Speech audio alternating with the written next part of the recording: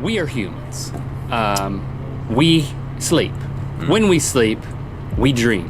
Whether we remember it or not is beside the point, because it does happen. Don't be one of people dream. Don't be one of those people that's like, I don't dream, man. I don't dream. I don't dream. I'm just not a dreamer. I'm just not a dreamer. I just don't do it. You do dream. You just don't remember it. And to help you with your problems, today we have asked an expert to come in here. Come and sit, Hillary. Our resident dream interpreter. Now, I understand that you've had a dream interpretation session on the This Is Mythical channel. I understand it because I watched it. Oh, great. I just want to be surprised entirely. Okay. Of course, I don't dream, so Now, you can't help me. What are your credentials?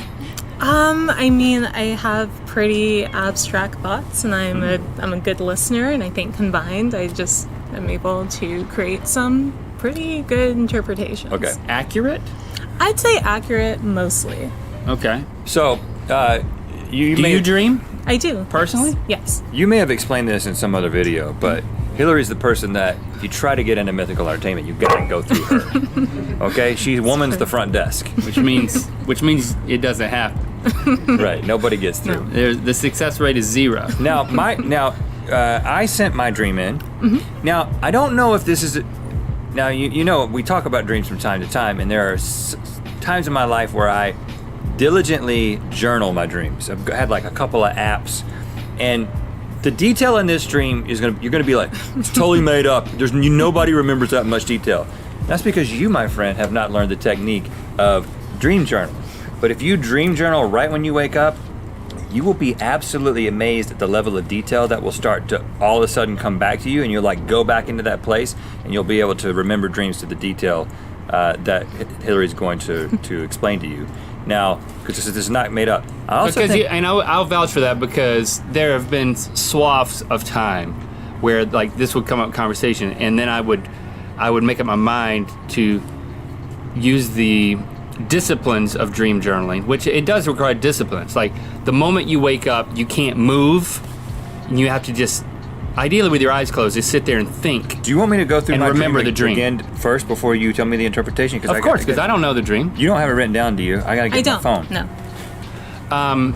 So do you dream journal yourself? I don't, honestly. You just remember them. I remember pretty well.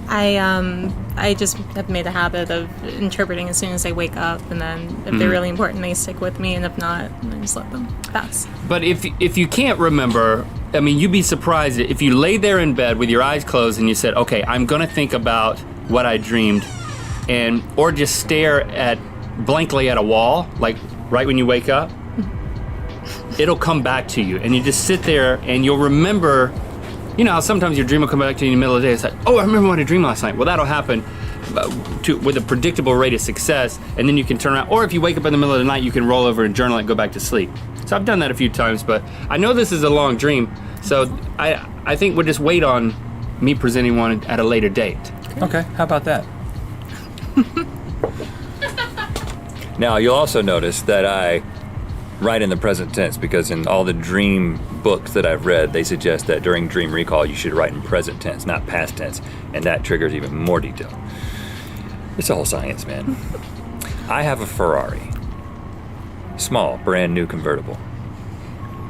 I'm returning from a school trip, and there is a problem. Engine light comes on. I drive to small field above parking lot, and finally the car comes to a stop and shuts off. The car starts making weird noises, and it suddenly releases all of its fuel. It pours out of all sides of the car, which strangely looks like a go-kart now. Yeah. I run from the car, only to realize that a long stream of what appears to be engine oil is spraying from the car towards me. As I move, I realize that it is following me, tracking me. Eventually, it runs out. Later, Link and I are taking the car to the Ferrari dealership. They explain... You need to get it looked at. Definitely.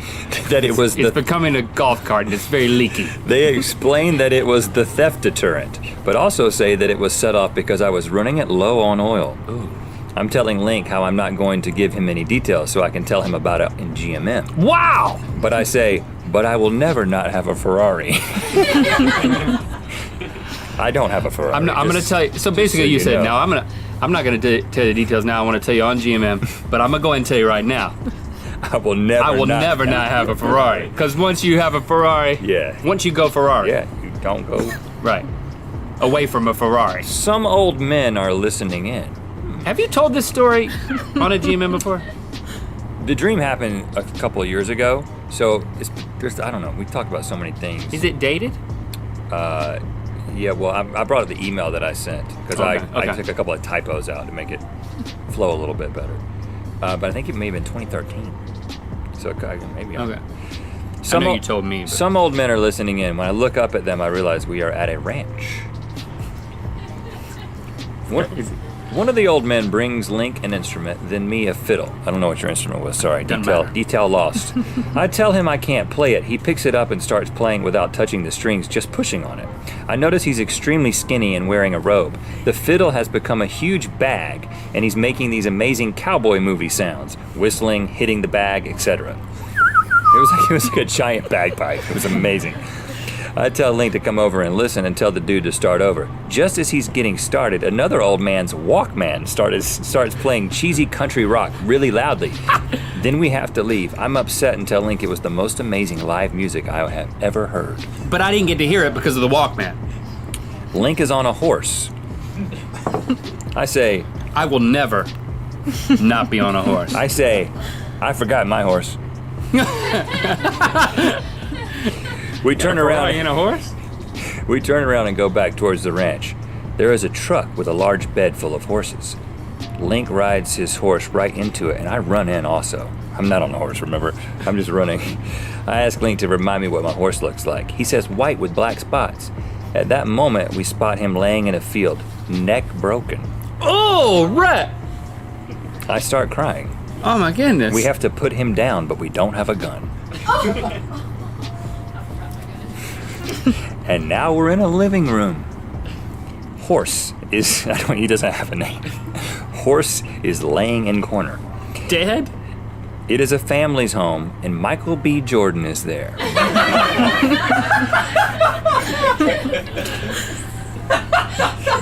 We can't find a gun. We are looking for his sister's gun, who happens to be Rosie Perez. So the horse is not yet dead, but we've drug him to Michael B. Jordan's house. Whose sister is Rosie Perez. He finally says, "Screw it," and pulls out a pistol and shoots at the horse. Michael B. Jordan. He misses the kill shot, and everyone is mad. Oh no. I wake up. Oh my gosh. Oh my gosh. It's heavy. Now, You're tempted to think I made that up for comedy. It's all 100% true. That all happened in my brain, and I woke up and wrote it down. oh my gosh. And this happens to me whenever I get into one of these modes and really dig in. Man, I got crazy dreams like this. Keeps happening. What does it mean, though, Hillary? That's the question. Oh man. All right. So I have a few theories. I think that the car that you were driving, the Ferrari, that, well, as I've experienced modes of transportation in my dreams, I always think that they represent, like, it's your way towards something greater. And so I think it should be noted that you're driving an incredibly fast car. Yeah. And With a so, horse on it. right, that, yeah, so I think it is worth mentioning that, or, noticing that the horse that you later have is still the logo of the Ferrari. So there's something worth exploring there. well, let's explore that. So the horse's name is Ferrari. So should I get a horse or The a Ferrari? horse is a Ferrari. No, I don't think so. I think that it was the next best thing to a Ferrari for Rhett, and so I'll stay out of it. yeah.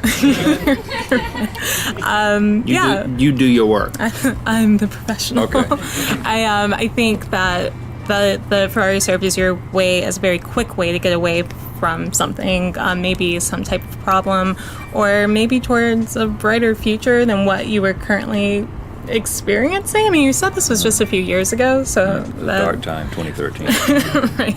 So maybe not necessarily so, But it was leaking fuel from everywhere. right. So then I think that the fuel that was, leaking, it's showing that the car is it's inoperative, but it's also it's following you anywhere you go. So I thought that the oil represented the problems that you're trying to get away from. In fact, Well, this happens now. this kind of thing happens in my dreams all the time, where I'm experiencing something really cool, and then it gets ruined somehow. Like that's a very common theme. I think I think in waking life, I have a lot of anxiety about things falling apart. I'm thinking so. Yeah, that So was things exactly. are going great, but of course they're going to fall apart. The Ferrari's going to turn into a go-kart and leak oil out of all sides, and then chase me with a stream of oil. That's going to happen. Right. Yeah. So I thought that would just speak to your, your very low key fear that all of the great that you have will just fall apart. But I think also, so separate parts of the dream. So that's for the first part. For the second part, you were experiencing the best music you've ever heard, the best live music you've ever heard. And then the old man screwed it up. See? Right. Somebody messed that up for you. I paid more attention to Link missing it. I thought it was interesting that your right-hand man would miss that very important event. He's my right hand. Oh, okay. My mistake. So the main man was doing something else. You understand the dynamic perfectly. The main man was out doing something awesome, and he missed something lesser. Okay. That the right-hand man was. Right. So I thought that was interesting. Maybe at the time Link had missed an important event, or you were just, again, fearing that he would miss an important event in your life. That was my best interpretation. Right. There was also a moment where you were put on the spot. You were given an instrument and expected to know how to Right. play it, which I think is a common experience in our waking life. True.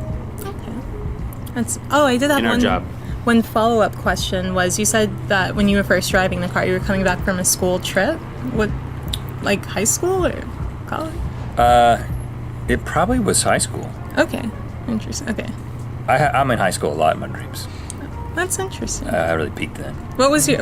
Okay, so you had a really positive high school That was experience. awesome in high school. A lot of lost loves, a lot of rejection. Oh, all right. That's how I would put it. I had a goatee and a shaved head.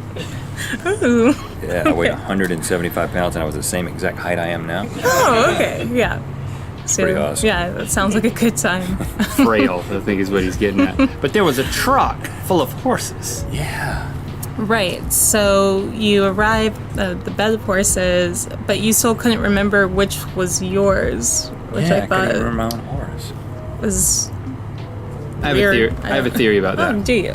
I think this was you were becoming conscious of your dream, and that's the moment where you could have gone lucid, but you backed off.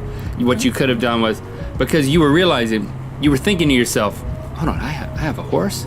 So you turn to me and you're like, what's my horse look like? Because you needed someone to convince you that you actually had a horse. And so I think you were having a little waking lucidity within your dream, and if you would have harnessed that like a horse, saddle, if you will, then you could have controlled the dream and fixed your Ferrari. But it was a missed opportunity. But you know what I'm saying? It's like if you turn in the dream and you're like, what's my horse look like? Because I actually don't have a horse. I don't believe it. That would be a question that you would ask if you were becoming lucid, which I have become lucid twice this year. Ooh, that's exciting. Yeah. Okay. Yeah. Great. All right. More on that later. That's a really good theory. We can't wait for that one. Yeah. So what's his problem? I think He's materialistic. Oh, yeah. I mean, I did think the He's Ferrari could anxious. speak to that. Yeah, definitely. I wouldn't have a Ferrari in real life, though, but I always have one in my dreams. You will never not have a Ferrari. I will never have a Ferrari in real life, I can promise you that. For the last part of the story, I do think it's interesting that horse you had, that was going to be your mode of transportation that you couldn't use. You later saw it pushed into the corner. It wasn't useful to you, but it was still lingering there. So I think the gist of all of this is that the dream was just about running from your issues and being unable to. And I need to I buy think a we horse. have. And by horse. Well, the horse's neck was broken, and then you tried to kill it, and you couldn't.